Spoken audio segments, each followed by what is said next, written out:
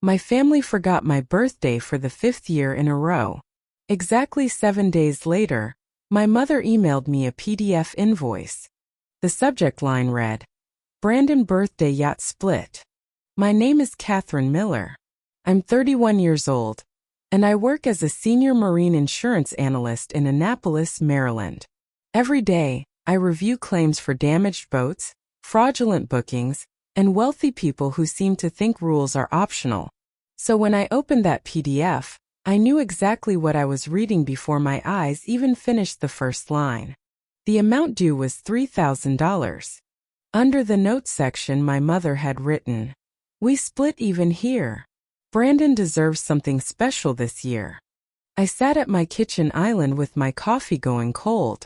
1 week earlier, my birthday had passed. No call. No card. No group chat message pretending anyone remembered. 5 years of the same pattern. 5 years of telling myself they were busy, stressed, human. 5 years of watching them move heaven and earth for Brandon. But somehow, nobody was too busy to organize a private yacht charter. Nobody was too stressed to hire a DJ and order seafood towers.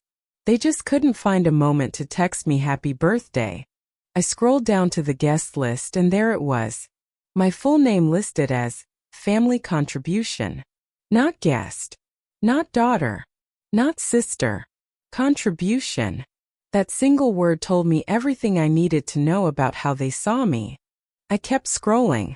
The boarding time. The schedule. And then the detail that made me stop breathing for a moment. My name was nowhere on the guest list. They wanted my money on board. But not me. For a second I imagined the scene. Brandon raising a glass while everyone laughed.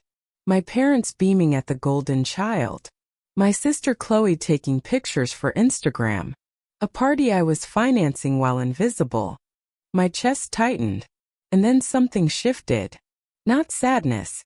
Not the broken feeling I'd been trained to accept. Something else entirely. Quiet that felt dangerous. I opened my banking app and sent exactly $1. The note read, "I'm not on board." Then I opened every single shared subscription we had.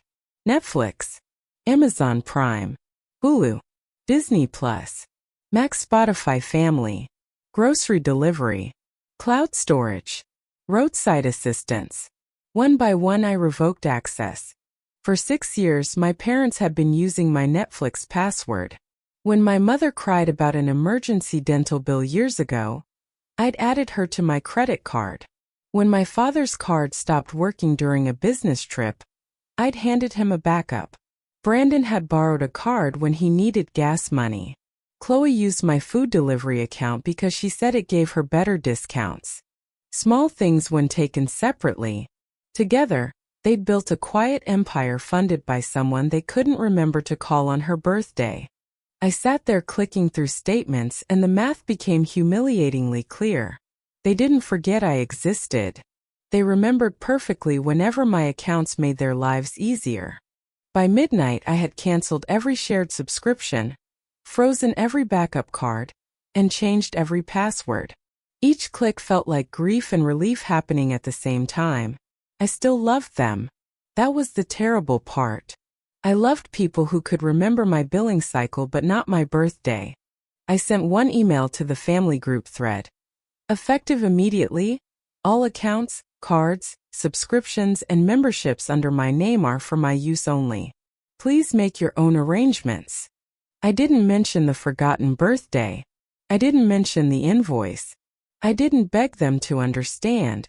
I simply stopped paying for people who'd stopped respecting me. 47 minutes later my phone rang. My mother. I let it ring. Then my father. Then Brandon. Then Chloe. Then my mother again. The text came next. Mom. Katherine, what is going on?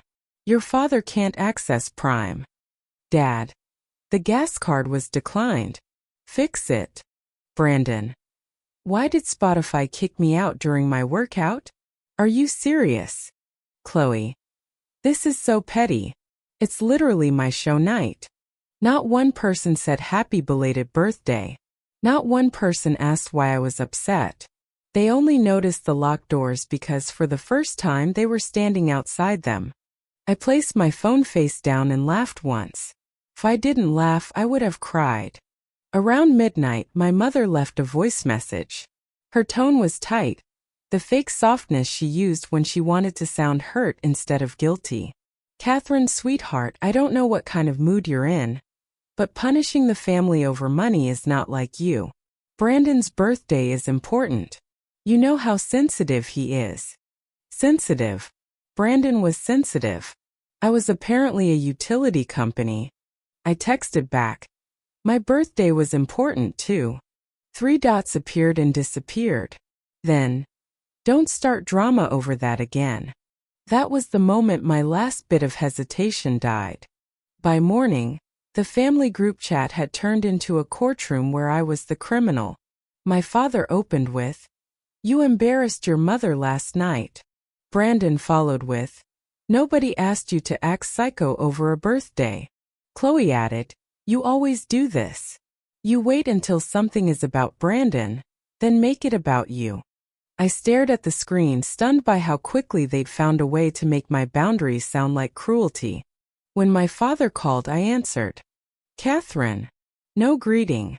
No warmth. Just my name like a command.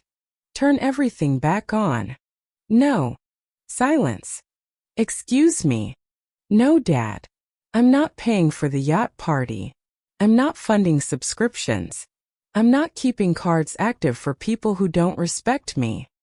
He exhaled sharply, like I was an employee refusing a direct order. "We raised you better than this. You raised me to be useful. That's different. Don't get clever. Your mother is crying. Brandon is stressed.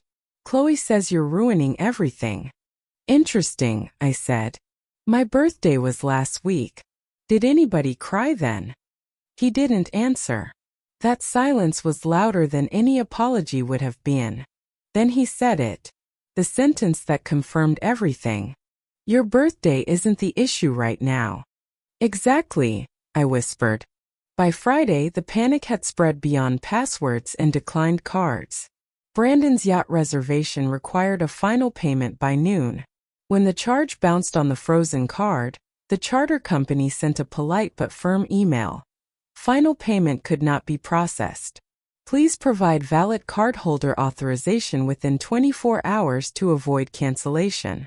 I knew because my mother accidentally copied me when she replied in all caps. "Please run it again. This card should work." She still wasn't asking me. She wasn't apologizing. She was still trying to force my money through a locked door. The yacht company responded with something that made me almost smile. "The primary cardholder will need to authorize the transaction directly." For the first time in my life, a business policy defended my boundary better than my own family ever had. That evening, I called my friend Nathan Brooks. He worked in compliance at a regional bank, and I'd been staring at the fraud alerts coming across my phone all day. "You are not going to believe what they just did," I said, and told him everything. He went quiet for a long moment. Then, "Katherine, do not delete anything. Screenshot every message, every alert, every invoice, every login attempt." They didn't just throw a tantrum. They created a record. That sentence changed something in me. A record. My family thought they were pressuring me. They were actually giving me evidence. I opened a folder on my desktop. I printed the invoice, the guest list without my name, the fraud alerts, the decline charges, Chloe's Instagram posts, Brandon's insults, every message where they demanded access before they asked how I felt. I put it all in a blue folder and wrote one word across the front in thick black marker. Receipts. If my family wanted a meeting, they were going to get the most organized disappointment of their lives. And they were about to ask for exactly that. By Monday morning, my mother's tone had shifted. Not to apology, to demand. "We need to meet. Your father says this has gone too far." A few minutes later, "You owe this family a conversation." Not, "We owe you an apology." Not we need to understand. Another debt they believed I carried. I texted back. Where and when? She replied within seconds. The Harbor Cafe. Tomorrow. Come ready to apologize. Something inside me went completely still. Not sad. Not broken. The kind of calm that comes right before you stop being afraid. I agreed. I printed every piece of evidence. I organized it chronologically. And I waited for the moment when my family would finally understand that some people don't collapse just because you stop treating them like they matter. They had no idea what was coming. They were already seated when I arrived at the Harbor Cafe. That alone told me something had shifted. They'd been waiting, preparing, probably discussing strategy. My mother wore her performance outfit, pearl earrings, and a cream cardigan, the look she wore when she wanted to appear wounded and impossible to blame. My father sat rigid beside her, arms crossed, jaw tight. Brandon was on his phone, sunglasses pushed onto his head, dressed like a man whose party hadn't just been quietly funded by the sister he mocked. Chloe had her legs crossed, lips pressed into a thin line of irritation. No one stood. No one smiled. No one said happy belated birthday. I placed the blue folder on the table and sat down slowly. My mother began immediately. Katherine, this behavior has been cruel. Good morning, I said quietly. My father leaned forward. Don't be sarcastic. You froze cards, disrupted accounts, humiliated your brother, upset your mother, and forced her to report fraud on her own access. She reported fraud on accounts she doesn't own, I said. That was her choice. My mother's face tightened. I was confused. No. You were angry your free access ended. Brandon finally looked up from his phone. Oh my God. Here we go. St. Catherine and her tragic little birthday. My throat tightened, but I didn't let my face change.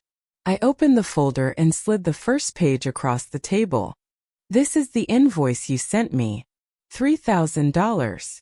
My mother barely glanced at it. We were all contributing. I slid the second page forward. This is the yacht guest list. My name isn't on it. For the first time since I'd arrived, nobody had an instant answer. Dad looked at Mom. Brandon stopped pretending to text. Chloe shifted in her chair. I let the silence stretch long enough for them to feel the weight of it. You didn't forget to invite me, I said. You remembered to bill me. That means I existed to you as a payment source, not as a person. My mother's eyes narrowed. That is a very ugly way to interpret a simple mistake. I pulled out the screenshots and laid them one by one on the table like evidence in a trial. Each page landed with deliberate precision. This is Brandon calling me psycho. This is Chloe saying I sabotage family happiness. This is Dad telling me my birthday isn't the issue. This is you telling me not to start drama over being forgotten for the 5th year in a row. This is the fraud alert after you tried to report me for removing access to my own accounts. And this is the declined yacht payment you tried to run after I told you no. My father reached toward the papers, but I held them down with one hand. No. You're going to listen. His face reddened. You don't talk to your father like that. Then act like one. The words came out quieter than I expected, but they hit hard. The table went completely still. Even the cafe around us seemed to fade. Cups clinking softly. Espresso steaming. The harbor visible through the windows behind them. My mother whispered, "How dare you?" I looked directly at her. How dare I?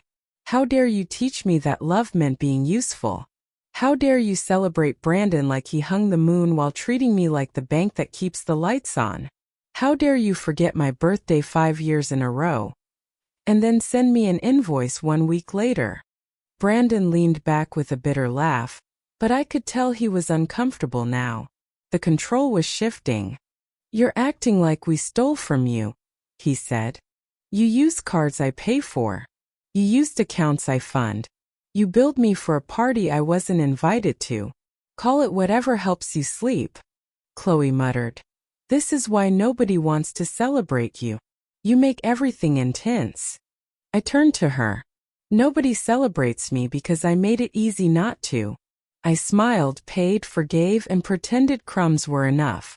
I trained all of you to believe I would accept anything as long as you called it family. I paused. That ends now. My mother's voice started to shake, but it still sounded more offended than sorry. So what do you want? For us to beg? You want to sit here and punish us until we humiliate ourselves. I want nothing from you today, I said. That's the point. My father frowned. Katherine, don't be ridiculous. Families fight. Families forgive. You don't just walk away because people make mistakes. A mistake is forgetting to pick up milk, I said. A pattern is forgetting your daughter's birthday 5 years in a row. A mistake is sending the wrong attachment. A pattern is expecting me to pay for things while leaving me out of them. He looked away. That was the closest he'd come to shame. Brandon tapped the table with 2 fingers, impatient. Okay. Speech over? Can we fix the yacht payment now or not? I actually laughed then. Just enough for all of them to understand that something between us had permanently changed. Thank you, I said. That was the clearest answer you could have given me. My mother snapped. Brandon, stop. But it was too late. He had said the quiet part out loud. I gathered the papers back into the folder. From now on, I am your daughter only when you behave like my family. Until then, I am not your emergency fund, not your subscription plan, not your backup card, not your emotional punching bag, and not your invisible guest. Brandon's face hardened. So you're really going to ruin my birthday? I stood and pushed my chair in neatly. No, Brandon. I'm just not financing it. My mother reached for my wrist, but I stepped back before she touched me. Katherine, sit down. We are not finished. I looked at her hand still hovering in the air. You're right. You're not finished. You still have to pay the yacht company. Then I walked out. Behind me I heard Brandon say, Is she serious? My father said my name once, sharp and commanding, like he expected the old Katherine to turn around. I didn't. Outside, the harbor air hit my face, cold and salty. My hands were shaking, but my spine felt straight for the first time in years. The fallout came faster than I expected. By that evening, the yacht company officially canceled Brandon's reservation. No final payment. No authorized cardholder. Since the cancellation fell within the penalty window, they kept the deposit my mother had placed on another card. Brandon lost the yacht. My mother lost thousands. And my family lost the illusion that my money would quietly appear whenever their pride required it. He tried to save face by moving the party to a waterfront restaurant, but half of his invited guests suddenly had schedule conflicts once there was no private yacht, no open bar, no perfect Instagram moment. One of his friends posted a story from another boat that weekend with the caption, "Real captains pay their own way." I didn't know if it was aimed at him, but judging by Brandon's furious texts, he thought it was. Chloe's vague Instagram post disappeared after cousins started commenting questions about why I wasn't invited but was paying. The story had spread through the family faster than my mother could contain it. What followed was a strange choreography of regret. Not all of it genuine. My father emailed me a spreadsheet titled, Family Investment History. On it, he'd listed braces, school supplies, childhood medical bills, groceries, even gas from driving me to school when I was 16. At the bottom, maybe you should remember who invested in you before acting like we owe you. I replied with one sentence. Parenting is not a loan. He didn't respond for 2 days. My mother left voicemail saying she couldn't sleep, saying I'd embarrassed her, saying the family was falling apart. Not once did she say I'd been humiliated first. Not once did she apologize for forgetting. Brandon texted, Hope being right feels good when you die alone. Then 10 minutes later, You're seriously not going to help fix this? Chloe wrote, Can we at least agree not to tell people details? This makes everyone look bad. I replied only to that one. Then everyone should have behaved better. I did what Nathan advised.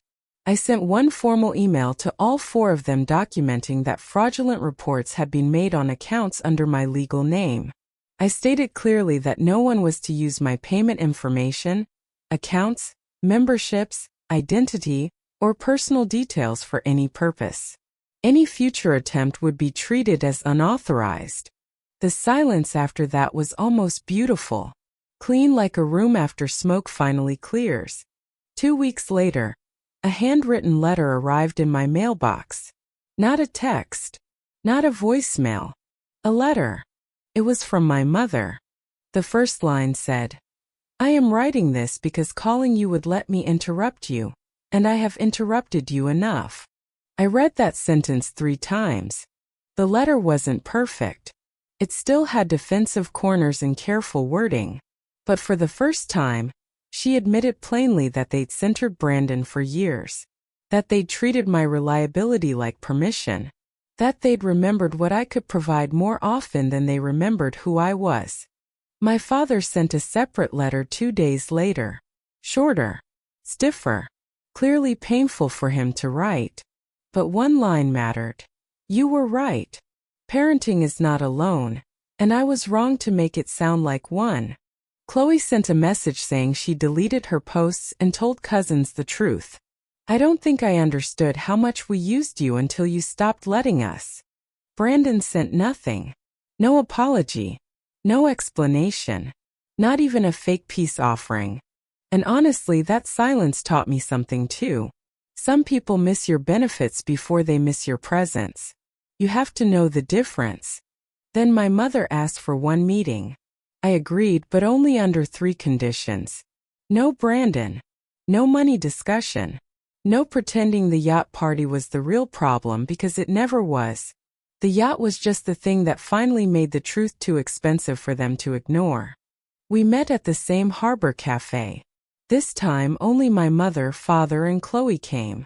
My mother looked smaller without her performance of control. My father looked tired. Chloe looked genuinely ashamed in a way I'd never seen before. For a while nobody spoke. Then my mother placed an envelope on the table. Inside was a printed apology, specific and signed by all 3 of them. They wrote that they'd forgotten my birthday for 5 years. That the yacht invoice was selfish and humiliating. That reporting fraud was wrong. That I hadn't abandoned the family by setting boundaries. They had pushed me away by treating my kindness like an obligation. My father cleared his throat. "We also told your aunt and cousins the truth. Not every detail, but enough." That mattered. Not because I needed public revenge, but because toxic families love private apologies after public disrespect. I needed them to stop protecting the lie. Chloe looked at me. "I was jealous of you. Not because they favored Brandon, but because you seemed like you didn't need anyone. I thought that meant you were cold. Now I think maybe you were just tired." I nodded, but I didn't rush to comfort her.